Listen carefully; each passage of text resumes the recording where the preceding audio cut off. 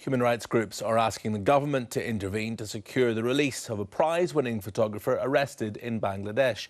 Shahidul Alam, who began his career in the UK, says he's been tortured by police and a High Court judge has ordered that he be treated in hospital. He was arrested after publicly criticising the authorities' handling of a protest. Our senior correspondent David Bowden reports. Shahidul Alam being helped away from court in Dhaka after he was arrested following a television interview.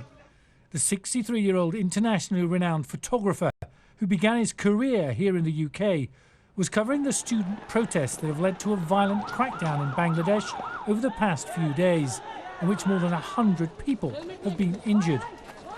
But it was an interview Alam gave to the Al Jazeera news channel that apparently incensed the authorities so much he was detained by around 20 plainclothes police officers. I think the government has miscalculated. It certainly felt that fear was enough, repression would have been enough, but I think you cannot tame an entire nation in this manner. Mr. Alam, whose photography has a worldwide audience, was in Britain last month and should have returned here next week. But if convicted of the charges against him of spreading false information about the government, he faces up to 14 years in jail. His niece, Sophia, lives in West London and fears for her uncle's safety. He's already been sent to hospital by a judge. He's a strong guy, but he's a 63-year-old man. What has happened to him that he now needs a medical assessment? He was fine before. In my heart, I'm constantly with him. I'm not sleeping at night. My mind is just thinking, I want to be in that cage with him. Bangladesh was praised around the world for giving refuge to the hundreds of thousands of Rohingya forced to flee persecution in Myanmar.